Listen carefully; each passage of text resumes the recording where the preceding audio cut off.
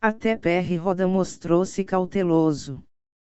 Logo após os pesados intervalos de compressão resultante da manobra de desaceleração, mandou que os membros da tripulação colocassem os trajes espaciais.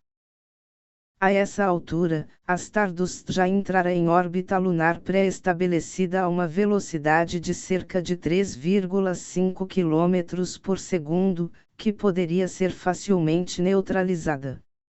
Os homens obedeceram em silêncio.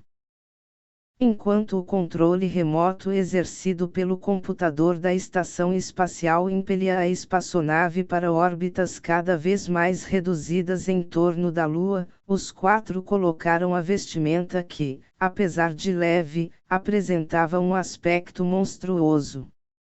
Eram trajes de proteção supermodernos.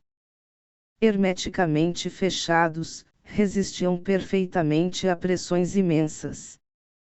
Dispunham de suprimento próprio de energia, controle de temperatura, abastecimento de oxigênio e capacetes circulares feitos de plástico transparente, cuja resistência igualava a do aço. Rodan chegara a ordenar que os capacetes transparentes fossem fechados. Só as válvulas situadas do lado esquerdo e direito do círculo de engate permaneciam abertas, para que os homens pudessem continuar a respirar o ar da cabine. O dispositivo automático embutido fecharia essas válvulas tão logo a pressão exterior baixasse além do normal. Com isso, Rodan fizera tudo o que estava ao seu alcance para reduzir ao mínimo as possibilidades de um acidente. A Stardust prosseguia seu caminho com a popa para a frente de modo que os reatores de propulsão pudessem funcionar em sentido contrário ao seu deslocamento. A trajetória estendia-se de um polo a outro. Dessa forma, a nave ficava fora do alcance do controle remoto toda vez que mergulhava atrás da Lua, penetrando na área inatingível para os sinais de rádio emitidos pela estação espacial. Nessas oportunidades, a direção ficava a cargo do dispositivo automático de bordo. Depois de percorridas 5 órbitas elípticas completas, a desaceleração seria suficiente para permitir o pouso na superfície lunar.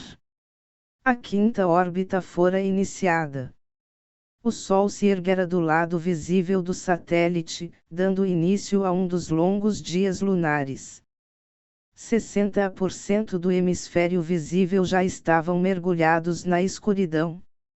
Somente os aparelhos de radar proporcionavam um quadro nítido da superfície lunar. Esta, pouco se diferenciava da superfície visível, fato já perfeitamente conhecido. Nesse ponto, a Lua já não se constituía um mistério. Depois de algum tempo, voltaram a emergir da sombra lunar. A altitude em que se encontravam não ultrapassava 90 km e a velocidade fora reduzida para 2,3 km por segundo. O piloto automático emitiu um silvo agudo.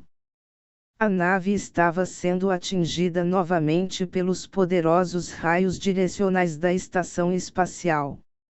O computador central da Stardust recebeu novas instruções e o capitão Bell estabeleceu contato para a interpretação. Na tela, a nave era representada por um ponto verde. Deslizava exatamente pela linha previamente traçada, que correspondia à trajetória de aproximação. O final da linha situava-se junto ao polo sul lunar, perto da cratera Newcomb. A área de alunissagem estava representada por um círculo vermelho. Era um terreno relativamente plano, rochoso, que devia proporcionar apoio firme à nave.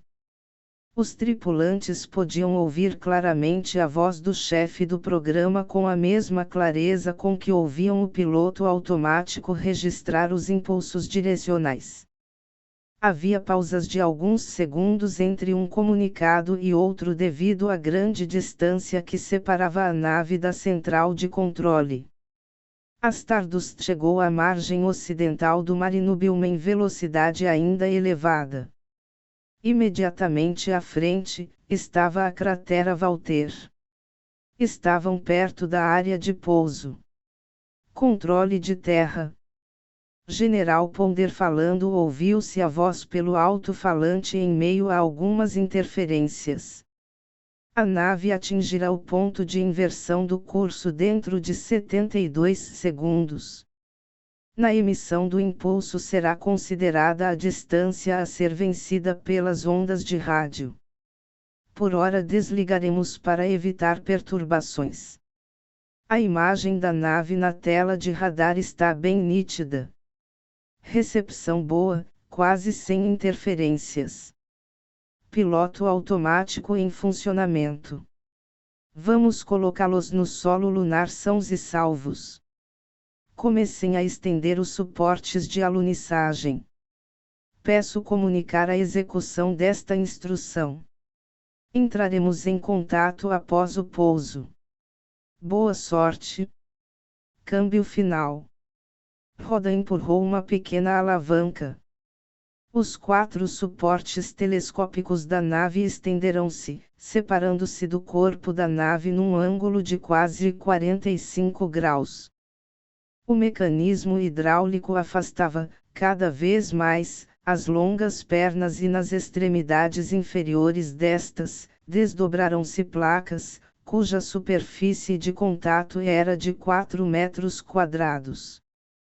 Pouco depois, a Stardust atingiu o ponto de pouso, seguindo, ainda, a linha de deslocamento traçada no mapa. Alguns desvios ligeiros tinham sido prontamente corrigidos.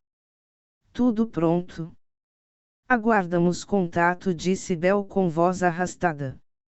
Era o momento decisivo, do qual dependia o sucesso do pouso.